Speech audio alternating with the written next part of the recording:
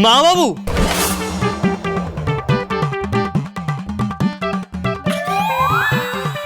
না তো আমি ওই মেয়ের কাছে যাব, না ওই মেয়েকে এই বাড়িতে আসতে দেব। মা বাবু, কমলা রায়চৌধুরীর নাম আমি আমার মন থেকে মুছে ফেললাম। আগে একবার সন্ন্যাস নিতে গেছিলাম, কিন্তু ওই মেয়ের জন্য নিতে পারিনি। কিন্তু এইবার আমি সন্ন্যাস নেবই, আর আজ রাতেই আমি তিব্বত পাড়ি দেব। আপনি কাউকে কিছু জানাবেন না, নাহলে এইবারও আমার সন্ন্যাস নিতে বাধা পড়বে। তুমি যখন মনস্থির করেই ফেলেছো ভাগ্নে, তখন আমি আর তোমাকে আটকাবো না। তোমার যা মন চায় তুমি তাই করো। মানিক দাদা সন্ন্যাস নেবে বলছে, এই কথাটা তোমাকে বলতেই হবে।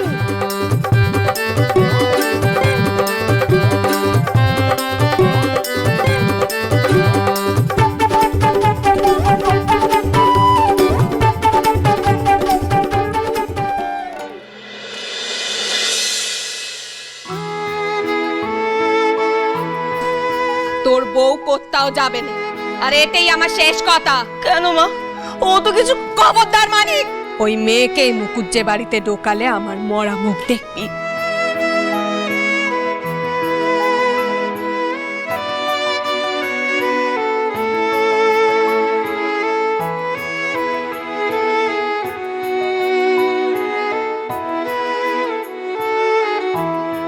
সই সই, তুই এসেছিস সই? কিন্তু এখানে যে আমি সব শুনেছি সই। কলকাতা থেকে ফিরে এসেই আমি খুড়িমার কাছে গেছিলেন, খুড়িমাই সব বললেন। এ কি সর্বনাশ করে ফেললে বল দেখি তোর বৌদিদি আর দাদারা? না সই, আমি শুধু বৌদিদি আর খগেন দাদাদের দোষ দিতে চাই না, কারণ আজ যা হয়েছে ওখানে বাবা দাঁড়িয়ে থাকার পরও হয়েছে, আর সেটাই যে আমাকে সবচেয়ে বেশি কষ্ট দিচ্ছে সই।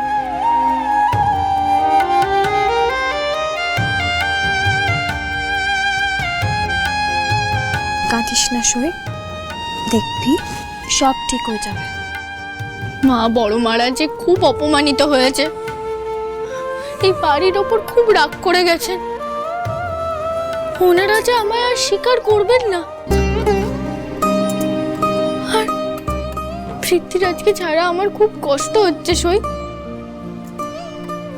তবে কি আমি আর কোনোদিনও ওনার সাথে থাকতে পারবো না? পারবি বই কি, আমার সই তার পৃথ্বীরাজের সাথেই থাকবে। কেমন করে? সে যে আমায় ছেড়ে চলে গেল, আর তারপর মা যা বললেন, উনি কি করেই বা আমায় ফেরত নিয়ে যাবেন? জানলায় কি টোকা দিচ্ছে রে সই? তোকে নিয়ে চোটাচ্ছে যে ঘোড়া, দস্যিপনায় সেই সবার সেরা। ভূভারতে তেমন রাজা কই? জানালা খোল, পর এসেছে সই।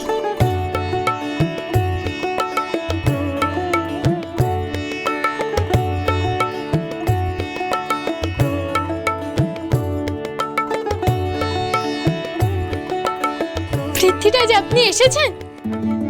রানীর চোখ দিয়ে জল পড়বে আর পৃথ্বীরাজ আসবে না? তা কি হয়? তবে এইবার আমি আর একা আসিনি বউ। আগেবার একা এসে বড্ড ভুল করেছিলাম, তাই এইবার আমি আমার গোটা সৈন্যদলকে সাজিয়ে নিয়ে এসেছি। মন্ত্রী, সেনাপতি, হাজির মহারাজ।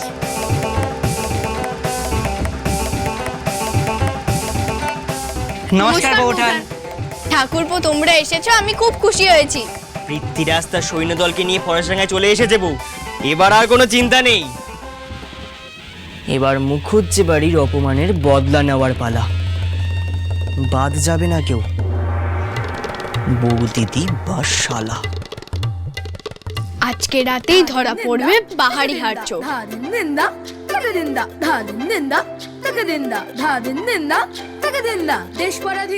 শ্বশুর মশাই দেখবে কাল নতুন এক ভোর।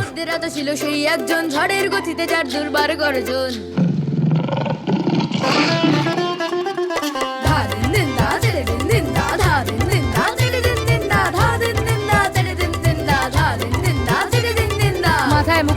ঝকঝকে তলোয়ার স্বপ্নের রাজপথে ঘোড়ায় শেষ হওয়ার আকাশে চলে না হাটে নিয়ে বল কন্দাজ বলো বলো বলো সবে শ্রীমান পৃথ্বীরাজ বলো বলো বলো সবাই রাজা শ্রীমান পৃথ্বীরাজের জয়। বলিস কি বোধা? হ্যাঁ গো মা, মানিক দাদা মামা বাবুকে বলেছে বাড়ির কাউকে না বলতে, কিন্তু আমি লুকিয়ে সব শুনে ফেলেছি। আমার যে খুশির দিন শুরু হলো রে বোধা। ওইদিকে মানকের বউয়ের এ বাড়িতে আসার রাস্তা বন্ধ, আর এদিকে মানকে সন্ন্যাস যাচ্ছে। তার মানে এই বংশের প্রদীপ বলতে আমি আর দাদা। মানকে যদি একবার বিদে হয় না, তাহলে এই বাড়ির পুরো বিষয় সম্পত্তি তোদের হবে, আর আমি অপর রাজরানী। রাজরানী হওয়ার স্বপ্ন তোমার কোনোদিন পূরণ হবে না সুধা। যা হওয়ার তা তো হয়ে গেছে, তা বলে বাপ ছেলে দাঁতে কিচ্ছুটি কাটবে না। বাঁচাও তো কিছু কেলো না, আর তোমার দাদা সে তো নাকে ঘুমিয়েই পড়ল। দেখি আমায় তালাটা দাও তো, আমি বাচ্চাকে কিছু বুঝিয়ে খাইয়ে দিয়ে আসছি। দাঁড়াও বড় বৌদি, তুমি মানকের কাছে একদম যাবে না। ওমা কেন? কেন আবার সুদ হচ্ছ? যে মেয়ের জন্য আমাদের এত হেনস্থা হতে হলো, তাকে কিনা ঘরে আনা হয়নি বলে তোমাদের আদরের বাচ্চা দরজায় কিল দিয়েছে, আর তুমি নাকি আবার খাওয়ার জন্য তাকে তোষামত করতে যাচ্ছ। আচ্ছা বড় বৌদি, তুমি কি গা? তোমাদের সম্মান, আমার সম্মান, দাদার সম্মান, এই বাড়ির সম্মানের চেয়েও মানকের মান অভিমানটা বড় হলো। তা বলে ছেলেটা সারা রাত না খেয়ে থাকবে? এই শোনো ছোট বৌদি, এত বাঁচা বাঁচা করে আদিক্ষেতা করো না তো। আচ্ছা দাঁড়াও, বলি বড় বৌদি, তালাখানা আমাকে দাও। দাও, আমি ওপরে গিয়ে তাকে একবার ডাকবো, বেরোলে ভালো, আর তা না হলো নিজের যখন খিদে পাবে তখন ঠিক নিচে নেমে আসবে।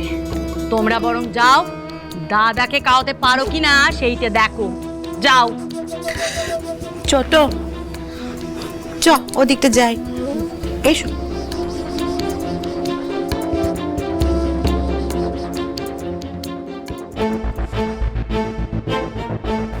এই ভোদা, বলি কি, আজ আমি সারা রাত এইখানেই বসে থাকবো, এই সিঁড়িতে। মানকের ঘরে আমি কাউকে গেছতে দেবো না। মানকের তিব্বত যাওয়া কেউ আটকাতে পারবে না এবার। মা, এই খাওয়ার বাচ্চা আঁকো তো দেখি, বড় করে আঁকো। বলি কি, তুই আর আদা মিলে গড়ে গিয়ে খেয়ে নে, এটা নিয়ে যা গড়ে। হ্যাঁ, সাবধানে যাবি।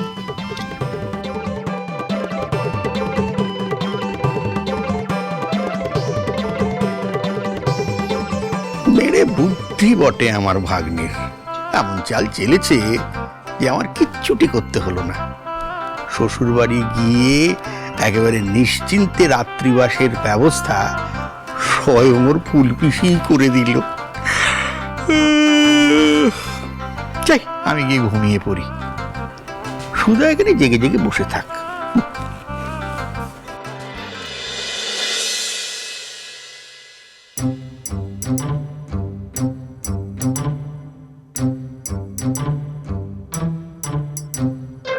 হাটটা যখন হারিয়ে যায়নি, আমার বাড়িরও কেউ নেয়নি, তখন হাটটা নিল কি?